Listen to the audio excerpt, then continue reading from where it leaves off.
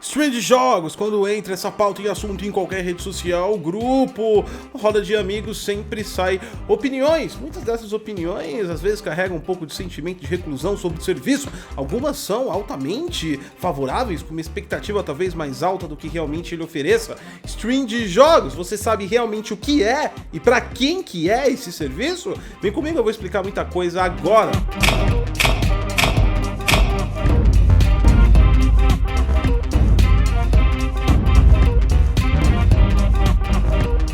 Fala galera do Quick, eu sou o Gotcos e esse conteúdo foi bastante inspirado no conteúdo anterior que eu fiz sobre Stream Console Xbox. Lá eu fiz testes da nova implementação da Microsoft, que ainda está em versão beta, Insider. Ela tem bastante coisa para evoluir ainda. No entanto, aquela implementação ela é quase um xCloud, não bem um xCloud, aliás, ela é bem inferior ao xCloud, porque ele se trata do seu console streamar para o seu celular, tá usando a sua infraestrutura, o que na verdade a nossa infraestrutura nunca é boa o suficiente, por exemplo, como a infraestrutura de um data center. Então os resultados de um serviço de stream, claro que são superiores aos apresentados daquele serviço, mas esse não é o fato e o ponto desse conteúdo. O ponto é os comentários que eu tive naquele vídeo. Alguns deles me provocou o sentimento que as pessoas talvez estejam um tanto quanto temerosas do serviço, ou algumas até muito empolgadas, até demais, e podem ter falsas expectativas. A ideia desse vídeo basicamente é trazer essas conversas, esses argumentos, essas opiniões que muitas vezes são cheias de sentimentos contra ou a favor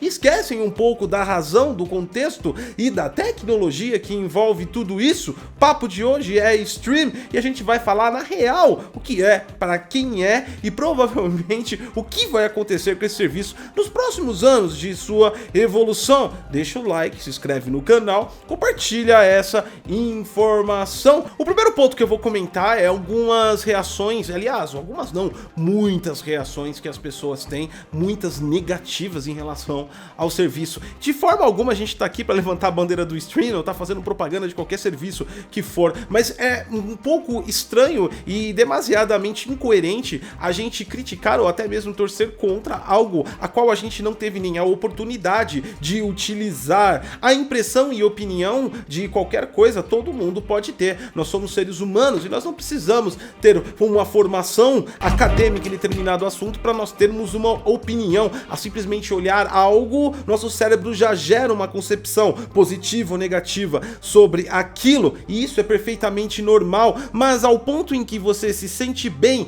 quando você vê um review que não deu certo a implementação ou que o teste não foi 100% positivado, ao ponto de você talvez até comentar, eu estava certo, isso não vai dar nada, isso vai falir, vai durar mais ou menos uns 2 anos, isso daí nunca vai pra frente. Esse tipo de coisa é perfeitamente normal, apesar de ser incoerente. Nós não estamos aqui para denegrir você em relação a se você está fazendo isso. Isso chama-se negação, rejeição, por conta que está saindo da sua zona de conforto. Isso não é algo que eu inventei ou que eu acho que acontece. Existem estudos sobre isso, principalmente em setores de TI, cujo são especialistas nisso, que é implementação de software. Antes de eu falar do stream, deixa eu falar um pouquinho de implementação. Eu tenho uma experiência grande na área de TI, principalmente do lado de software. Eu trabalhei muito tempo e um dos principais impactos no desenvolvimento de um software é o peopleware. O peopleware somos nós, usuários. O usuário sempre tem medo de sair da sua zona de conforto. Qual é a sua zona de conforto, por exemplo, dentro de uma empresa? Trabalhar há anos utilizando aquele sistema, por exemplo, a qual você já está ambientado. Você já está tão ambientado que você consegue prever os erros dele e você consegue manipular os erros dele e você consegue desenvolver o seu trabalho. À medida em que a corporação e a direção entende que é necessário avançar com um novo sistema, ele compra um sistema e começa a implementar dentro de uma empresa. Nesse exato momento instala-se o caos na corporação, porque todos os departamentos são contra essa implementação inicial, porque todos saem da zona de conforto, o impacto é geral, a negação é instantânea. Quando você apresenta qualquer coisa do software, as pessoas têm 99% de crítica e 1% apenas de motivação. Desse 1%, 0,1% são os puxa-sacos, que nem sabem o que estão motivando, mas estão motivando porque o patrão está do lado. Exatamente. Então, entendendo isso, a gente entende que a tecnologia precisa quebrar o impacto cultural da usabilidade em cima do usuário. Nem sempre aquilo é melhor para ele, no entanto, é aquilo que vai ser a partir de agora. Muita gente nos comentários sobre stream são movidos por esse sentimento de rejeição, porque eles têm medo, certamente, de sair da sua zona de conforto, da mesma forma que foi quando saiu os consoles de meia geração. Aquilo nunca havia acontecido, nós tivemos várias críticas, da mesma forma que quando esses consoles de meia geração entraram, foram disponibilizados para 4K, todo mundo criticava 4K. Pra que 4K? Pra que resolução 4K? 4K era ruim ou é porque você não poderia ter naquele momento? Se foi porque você não poderia ter naquele momento, a sua opinião não era baseada num fato ou num estudo, sua opinião era baseada no seu sentimento,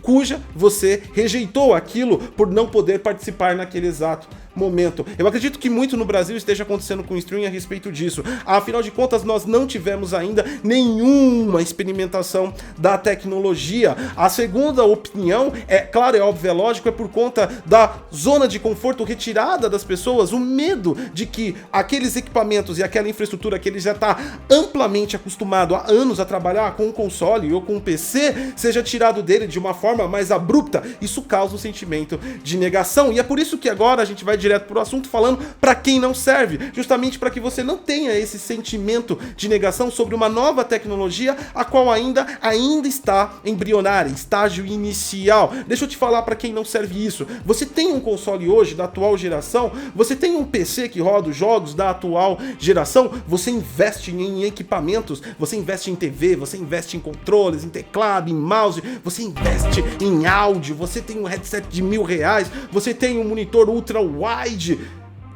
Esse serviço não é para você. Claramente não vai alterar absolutamente nada a sua jogabilidade. Nada vai acontecer, porque em nenhum momento, quando esse serviço estiver em sua total plenitude de funcionamento, quando todas as variáveis que precisam estar funcionando para que ele vá embora funcionem, mesmo assim eles não vão representar o render real, a experiência de um equipamento localmente conectado através de fios na sua infraestrutura, trazer para você. Quem tem uma rede, por exemplo, cabeada, sabe que, independente que, claro, é óbvio, lógico, você tem o Wi-Fi, você jamais desconectaria o cabo de rede para conectar o Wi-Fi no equipamento que está com cabo de rede. Por exemplo, eu tenho vários equipamentos aqui, todos conectados através de cabos de rede. O Wi-Fi eu utilizo para serviços mobile, a qual eu não dependo tanta prioridade quanto o cabo. O cabo dentro do meu trabalho, ele é insubstituível, assim como em todas as empresas do mundo, assim como em várias casas e residências de pessoas que jogam muito, utilizam principalmente o cabo como meio físico de transporte de internet. Por quê? Porque o Wi-Fi é sujeito à variação, à interferência. Dessa forma, um não substitui exatamente o outro. E quem está na via mais segura nunca vai utilizar a via insegura. O serviço de stream também, ele trabalha com um processo de encode e decode, ou seja, ele decoda lá na outra ponta, transfere um fluxo de dados e encoda na ponta que você está. Esse processo é muito legal, muito bacana, e as empresas aí, segundo as divulgações dela mesma, aprimoraram isso muito mais para que tenha aí a qualidade quase que real na sua mão. No entanto, encode, decode trabalha com compactação. Esse vídeo que você está vendo agora recebeu 2 processos de encode, o primeiro dele no Adobe Premiere e o segundo dele pelo próprio YouTube. Eu te garanto com absoluta certeza de que o material bruto que eu tenho aqui tem a qualidade muito maior do que a qualidade que você está vendo agora na sua casa, mas não faz diferença para você, porque você nunca teve acesso ao material bruto, ou seja, a qualidade está ótima, mas se eu te mostrar o material bruto, você vai falar, a qualidade é inferior. Dessa forma, se você não tem acesso a melhor, quer dizer que você não vai reclamar do que está pior. No entanto, se você já tem o acesso ao equipamento real na sua casa, esse serviço jamais vai te agradar em total plenitude. Talvez você utilize por curiosidade, e um ponto que talvez seja interessante para você seja a mobilidade. Vamos falar um pouco agora da mobilidade e quebrar um tabu na real, porque a mobilidade traz também pra gente o conceito de usabilidade. A usabilidade dentro do software é como o Peopleware interage com aquele software, como é fácil ou não fácil para ele interar, incluindo as situações que ele deve ou não interar. A indústria se preparou bem para isso através do seu marketing, falando que você pode jogar os seus jogos preferidos, AAAs, que hoje não são capazes de rodar em equipamentos portáteis como smartphones, vão ser através do stream, ou seja, você vai poder jogar o seu jogo preferido AAA em qualquer lugar do mundo. Mas o ponto que a gente tem que debater em relação a isso é a questão da usabilidade, porque enquanto não também os desenvolvedores entrarem na onda do stream, no caso dos AAAs, não sempre será uma ótima opção você fazer isso. Imagina você de 10 em 10 minutos interrompendo a sua jogabilidade de Dark Souls ou Sekiro, jogos que tem save point são difíceis, ou seja, vai ser um atrapalho e tanto. Jogos, por exemplo, AAAs são baseados em campanhas ultramente imersivas, em histórias muito grandes, incluindo até bastante cinematics. Imagine você perder o pacote de dados, aí grande parte do seu pacote de dados apenas para ver cinematics de um jogo, e pior ainda, qual é o seu grau de interação, o quanto você vai gostar daquele jogo, sendo que você está num ambiente barulhento, um ambiente a qual não é um ambiente parado e que você vai ter várias interrupções durante o dia, por exemplo, num transporte público ou até mesmo dentro de um Uber, sei lá, qualquer local que você vai, o jogo em si, como é feito hoje, o AAA, ele não tem uma usabilidade proveniente à mobilidade, ou seja, ele não é feito para começar e parar a cada minuto sem você perder o contexto do que está acontecendo, mas isso não quer dizer que seja o geral a todas as pessoas que utilizarão. É muito provável que perfis mais jovens se adaptem muito mais do que os perfis mais antigos, e os perfis mais jovens, no geral, não estão com essa infraestrutura que os perfis mais velhos estão. Por quê? Porque você precisa trabalhar e ganhar dinheiro para comprar os equipamentos de game hoje, e eles não são baratos, principalmente no Brasil. Então, quem está mais habituado à usabilidade dentro da casa, com equipamento próprio, com toda aquela infraestrutura, dificilmente conseguirá utilizar ou gostar da usabilidade. No entanto, quem é mais jovem e tem mais o cérebro multitarefas, deverá conseguir quebrar esse paradigma de interromper sem perder o seu game. No geral, para você ter uma base do que eu tô falando, verifica como é a concepção de um jogo feito para mobilidade no smartphone. Pega, por exemplo, aqueles run, né? Jogos de run que eles andam sozinho, você pula, vai pegando moedinha, enfim, existem vários joguinhos desse tipo. Esse tipo de jogo, ele tem uma história simples e ele tem uma maneira bem simples também mecânica de trabalhar. Tudo nele é muito simples, então você pode muito bem abrir ele durante esperando o seu ônibus, ficar apertando o seu run lá, dá um pausa, pera, entra, quando tiver um lugar para você sentar, você pega, abre de novo, até mesmo de pé. Agora você imagina você com um controle conectado a um celular e você tem que ficar jogando e de repente chegou a sua parada, então você vai ter que parar bem do início, talvez onde tem uma cinemática que não seja um pausa. O que você vai fazer? Você vai até o ponto final para ver a cinemática? Ou seja, conceitos de usabilidade precisam ainda ser adaptados, e nem tudo isso que a indústria está falando realmente na prática é funcional. A gente tem um exemplo também do Nintendo Switch, que ele tem essa proporção de parar, ou seja, o equipamento é feito para isso, ele para e coloca toda hora, para e coloca toda hora. A gente vai depender de conectar, desconectar, e podem ser vários passos para isso acontecer. Então agora vamos passar por um ponto de meio físico, uma coisa que a galera sempre pega no pé, que é em relação à internet. É claro, é óbvio, é lógico que deve ser um dos principais problemas hoje do stream, o alcance no mundo inteiro através dos links e infraestrutura que existe de internet. São serviços que vão consumir muitos dados em todos os aspectos. Não é à toa que toda vez que uma empresa anuncia, felizmente através do seu CEO ou dispositivo ou um serviço de stream, ela já carrega a mensagem do 5G, que ainda não é operante no Brasil para dispositivo mobile. Por quê? Porque precisa de muita velocidade de dados para conseguir combater a latência. Mas esse não é o principal problema do stream, nem de perto. E por que eu digo isso? A gente está falando de uma tecnologia que está sendo criada e vai impulsionar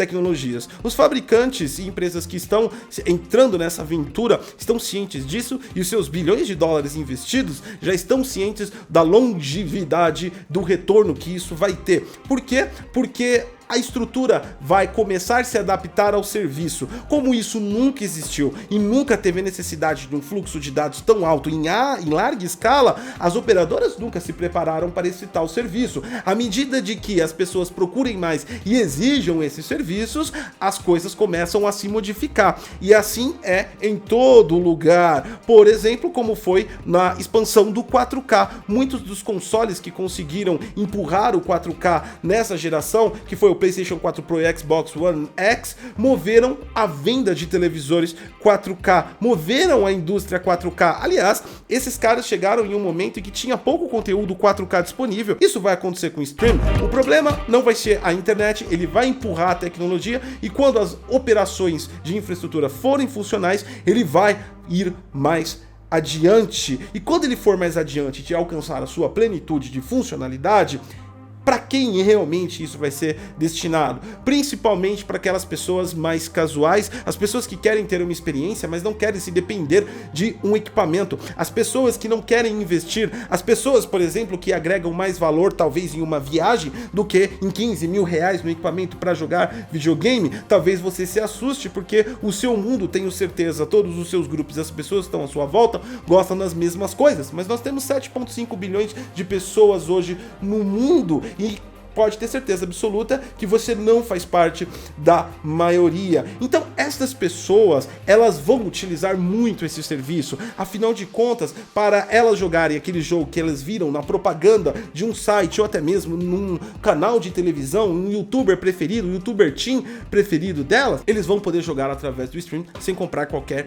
equipamento. E lembra do que eu falei da qualidade do vídeo, que você acha que está ótima agora você assistindo, mas eu sei que eu tenho aqui melhor? Essas pessoas não vão criticar o serviço porque elas não têm os aparelhos, ou seja, a perspectiva delas é puramente jogar este jogo simplesmente sem comprar nenhum dispositivo. Outro público que deve dar bastante atenção para isso é o público de faixa etária mais nova, até 18 anos de idade, pessoas que têm maior capacidade de foco e multifoco. Não sei se você já percebeu, as gerações mais novas, depois da implementação tecnológica de dados que nós temos hoje, elas são mais capazes de fazer coisas simultaneamente do que nós que viemos do papel e caneta. Eu, por exemplo, consigo apenas me focar em uma coisa de cada vez do que eu faço. Já o meu filho, nesse exato momento, está no quarto dele, jogando no PC, assistindo o YouTube e mexendo no celular e dando conta das 3 tarefas simultaneamente.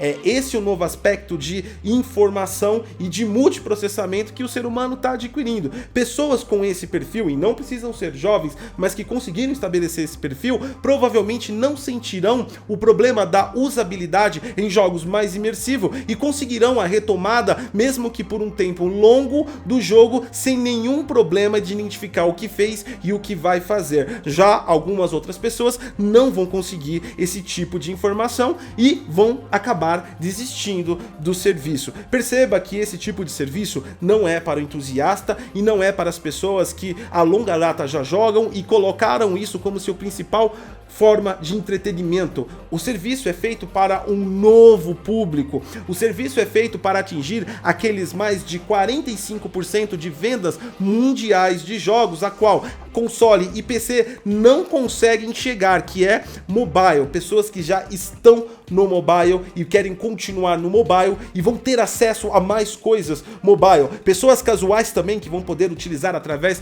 do seu televisor Smart TV, uma pessoa que não é focada no mundo de games. E muitas vezes as pessoas instruídas por esse serviço gostarão daquilo e acabarão comprando os dispositivos que você tem, porque nos dispositivos será sempre melhor. É claro, é óbvio, é lógico, respeitando as gerações. Então o dispositivo da geração atual vai ser melhor do que o serviço de streaming atual, que é funcional.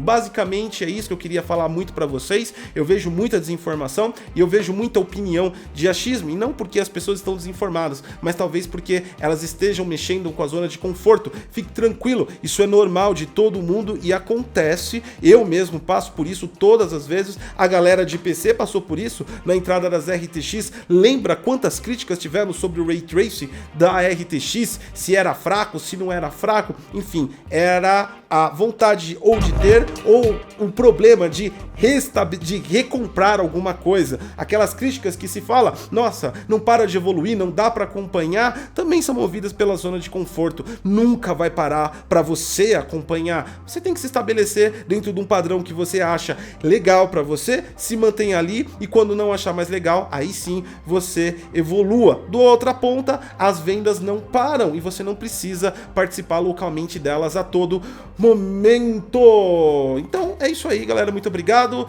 Espero que tenha sido produtivo. Deixa o like, se inscreve no canal. Eu sou o Gotcose e pá, até a próxima.